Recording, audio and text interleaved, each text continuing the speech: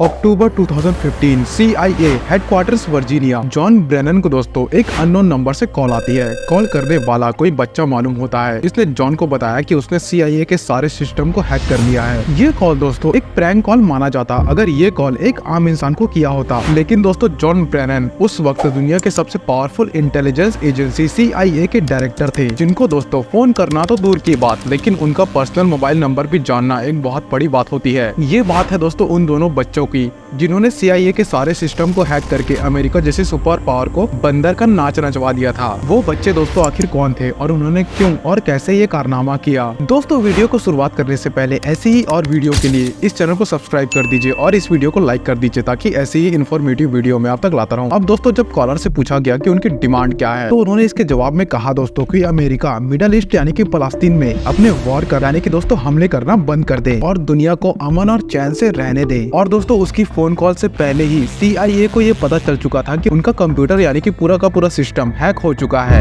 यह हैकिंग दोस्तों CIA समेत अमेरिका को क्या नुकसान पहुंचा रही थी, इसका आइडिया आपको वीडियो में आगे चलकर पता लग जाएगा। दोस्तों कॉल बंद होते ही दोस्तों पूरी की पूरी अमेरिकन गवर्नमेंट और CIA हरकत में आ गई। और क्योंकि एक बच्चे ने इतनी बड़ी इंटेलिजेंस एजेंसी को हैक किया था, तो यह CIA के लिए काफी शर्म की बात थी। आपको दोस्तों ये भी बता दूं कि CIA के एजेंट सिर्फ इसी में अपनी हार मानते हैं कि अगर सिर्फ उनकी आइडेंटिटी डिस्क्लोज हो जाए। यहाँ तक कि दोस्तों लैंगली वर्जीनिया में CIA के हेडक्वार्टर्स के अंदर स्टारबक्स की एक ब्रांच है, जो ऑफिसर्स को दोस्तों जिन कप्स में कॉफी दिया करते हैं उन पर दोस्तों कोई भी लोगो नहीं होता और ना ही दोस्तों किसी एजेंट का नाम लिखा होता है। उसकी वजह यह है कि उन कप्स को ट्रेस करके एजेंट्स तक ना पहुंचा जा सके। अब दोस्तों आप अंदाजा लगा सकते हो कि जो CIA इतनी छोटी छोटी चीजों में इतनी एहतियात बरतती है, उनके लिए उनका सिस्टम हैक हो जाना दोस्तों कितनी बड़ी बात होगी। आखिर इन्वेस्टिगेशन स्टार्ट हुई तो मालूम पड़ा कि यह कॉल अमेरिका से मीलों दूर इंग्लैंड के शहर लाइसेस्टरशायर से एक 15 साल के बच्चे ने की थी। यह बच्चा दोस्तों खुद को क्रैका कहता था और दोस्तों उसने एक हैकिंग कम्युनिटी बनाकर रखी थी जिसका नाम था दोस्तों क्रैकर्स विद एटीट्यूड। लेकिन दोस्तों इसने CIA को हैक कैसे और क्यों किया था, ये बात अभी भी क्वेश्चन में है दोस्तों। इसके बारे में दोस्तों हमें जानने के लिए थोड़ा और पीछे यानी कि 2008 में जाना पड़ेगा, जहाँ से दोस्तों मेन कहानी की शुरुआत होती है। 2008 में दोस्तों अमेरिका के स्टेट वर्जीनिया में एक दूसरा लड़का था जिसका पहचान डिफॉल्ट के नाम से होती है।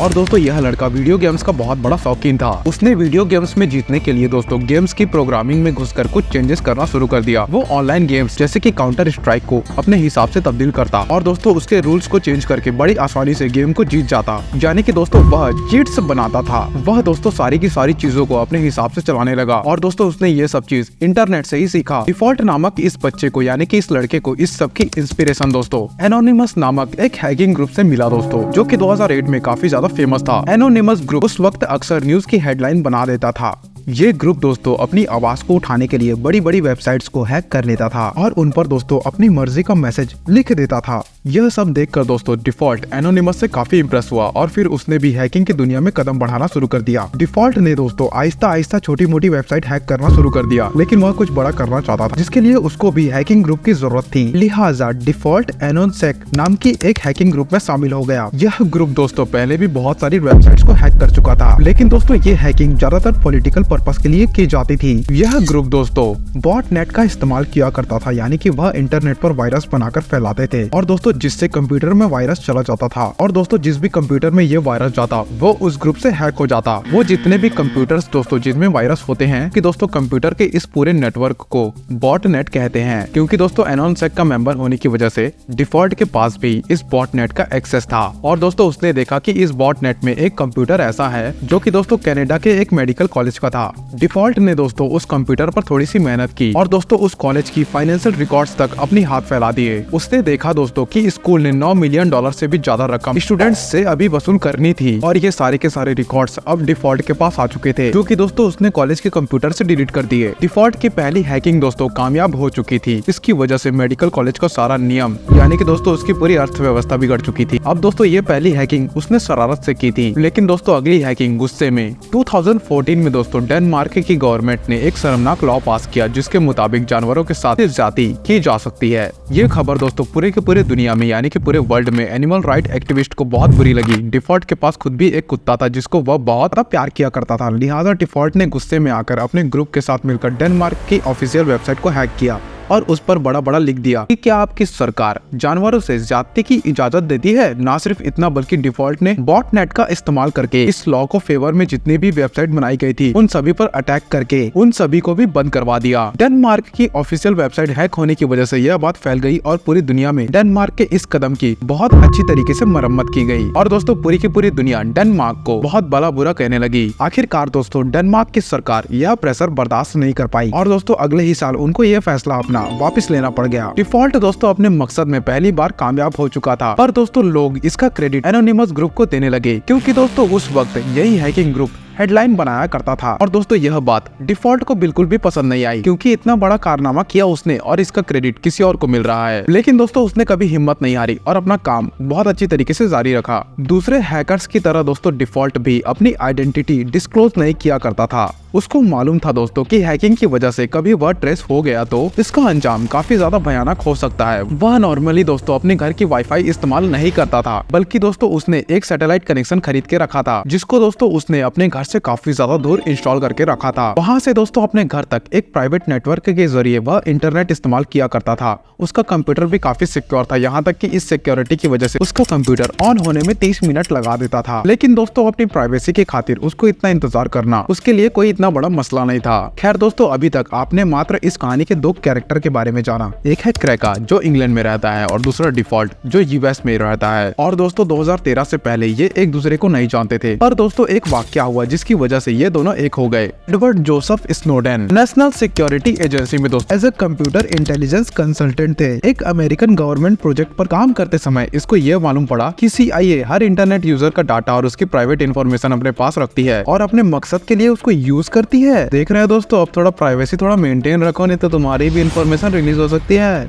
जबकि दोस्तों यूजर को इस बात का पता तक नहीं होता। और दोस्तों एडवर्ड CIA के इस राज से पर्दा उठाना चाहते थे, मगर दूसरी तरफ उनको यह डर था कि अमेरिका में रहते हुए यह काम नहीं किया जा सकता, नहीं तो उनको मार दिया जाएगा या फिर दोस्तों सीक्रेट इन्फॉर्मेशन लीक करने के जुर्म में उनको जेल भेज दिया जाएगा। इसलिए दोस्तों एडवर्ड ने छुट्टी ले ली और हांगकांग चले गए, जहाँ पर उन्होंने जर्नलिस्ट के सामने अमेरिका के इस सीक्रेट को दुनिया के सामने खोलकर रख दिया। खबर लीक होते ही दोस्तों पूरे दुनिया में तहलका मच गया। लोगों के जुबान पर बहुत ज्यादा गुस्सा था दोस्तों और गालियां भी, क्योंकि दोस्तों उनका इन्फॉर्मेशन यानी कि उनका डाटा उनके परमिशन के बिना यूज हो रहा था और दोस्तों उनकी हर एक हरकत पर पल पल नजर रखी जा रही थी। इस बात पर दोस्तों रिएक्शन के तौर पर डिफॉल्ट और क्रेका आपस में कॉन्ट्रैक्ट हुआ। दोनों के दोनों ने दोस्तों अमेरिकन गवर्नमेंट और CIA को सबक सिखाने का फैसला लिया। वह दोस्तों CIA को एहसास दिलाना चाहते थे कि लोगों की पर्सनल इन्फॉर्मेशन जब लीक होती है तो कैसा महसूस होता है। क्रेका और डिफॉल्ट का मकसद दोस्तों एक था। डिफॉल्ट अपनी आवाम की प्राइवेसी खत्म करने USA से बदला लेना चाहता था, जबकि दोस्तों क्रेका गाजा पर किए जाने वाले हमलों का बदला लेना चाहता था, यानी कि दोनों का दुश्मन अमेरिकन सरकार थी। सबसे पहले उन्होंने अमेरिकन नेशनल इंटेलिजेंस एजेंसी के डायरेक्टर जेम्स क्लैपर का फोन नंबर दोस्तों पब्लिक कर दिया और किसी भी को भी सिर्फ गूगल करने से उनका फोन नंबर मिल जाता। अब दोस्तों वह किसी और हाई प्रोफाइल आदमी को हैक करना चाहते थे और दोस्तों उन्होंने CIA के डायरेक्टर जॉन ब्रेनन को हैक करने का मिशन संभाल लिया। क्रैका ने दोस्तों इंटरनेट पर जॉन के बारे में सर्च करना शुरू किया तो उसका एक पब्लिक फोन नंबर सामने आया। उसने देखा कि वह नंबर वेरिजोन का था, जो कि दोस्तों एक अमेरिकन मोबाइल ऑपरेटर है। उसने दोस्तों वेरिजोन के इंटरनेट टेक टीम को उसी कंपनी के एम्प्लॉय बनकर फोन किया और कहा कि वह एक कस्टमर की प्रॉब्लम सॉल्व करने के लिए उनसे बात कर रहा है, क्योंकि दोस्तों उसके सिस्टम में कोई टेक्निकल इशू है। वेरिजोन की टीम ने उसकी आइडेंटिटी कंफर्म करने के लिए पिन कोड मांगा, जो वह ऑलरेडी हैक करके मालूम कर चुका था। वेरिफिकेशन के बाद वेरिजोन ने जॉन ब्रेनन की पर्सनल डिटेल क्रैका से शेयर कर दी। अब दोस्तों क्रैका के पास जॉन ब्रेनन का account number, backup mobile number, address और उसके बैंक कार्ड के आखिरी 4 डिजिट भी मौजूद थे। अब दोस्तों अगला स्टेप ब्रेनन का ईमेल एड्रेस हैक कर रहा था। उसने मालूम किया दोस्तों कि ब्रेनन याहू या जीमेल के बजाय AOL नामिक कंपनी का ईमेल इस्तेमाल करता है। उसने AOL सपोर्ट टीम को कॉल किया और कहा कि मैं अपना पासवर्ड भूल चुका हूं और उसको रीसेट करवाना है। AOL के सपोर्ट मेंबर ने दोस्तों कंफर्म करने के लिए बैंक कार्ड के आखिरी 4 डिजिट पूछे, जो कि दोस्तों क्रैका के पास पहले से ही मौजूद थे।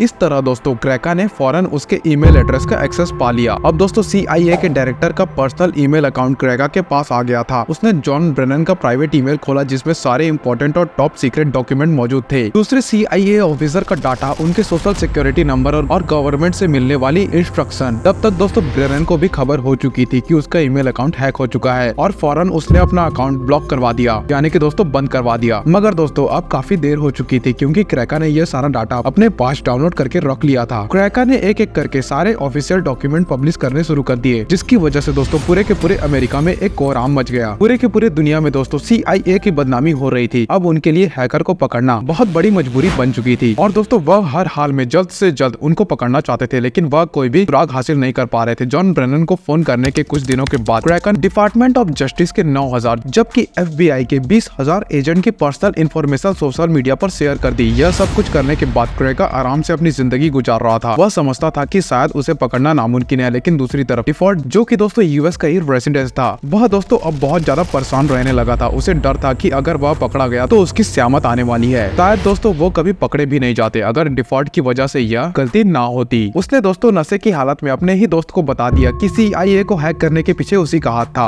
और दोस्तों वही एक बड़ी गलती बनी डिफॉल्ट और क्रैकर की अपनी जिंदगी की। उसके चंद दिनों बाद दोस्तों FBI ने डिफॉल्ट के कमरे में छापा मारा और दोस्तों उसको घसीटते हुए ले गए और दोस्तों इंटेरोगेशन के सामने क्रैकर का भी नाम सामने आ गया, जिसको ब्रिटिश पुलिस की मदद से अरेस्ट करवा दिया गया। क्रैकर का असली नाम दोस्तों केन गैम्बल, बल्कि डिफॉल्ट का असली नाम जस्टिन ग्रे लिबरमैन था। कम उम्र होने की वजह से दोस्तों क्रैकर को 2 साल की सजा सुनाई गई, यानी कि 2 साल की कैद, जबकि दोस्तों डिफॉल्ट जो कि डायरेक्टली CIA की हैकिंग में इन्वॉल्व था उसको 5 साल की सजा सुनाई गई। लेकिन दोस्तों दोनों के दोनों आज जेल से आजाद हैं और साइबर सिक्योरिटी में अपना करियर आगे बढ़ा रहे हैं। आप क्या समझते हैं कि दोनों ने ठीक किया या गलत? मुझे नीचे कमेंट्स में जरूर बताइएगा। बाकी दोस्तों ऐसी ही इन्फॉर्मेटिव वीडियो के लिए मेरे चैनल को सब्सक्राइब जरूर करिएगा और दोस्तों अगली वीडियो आपको किस टॉपिक में चाहिए नीचे कमेंट में जरूर बताइएगा और प्लीज दोस्तों उस बेल आइकन को तोड़ डालो।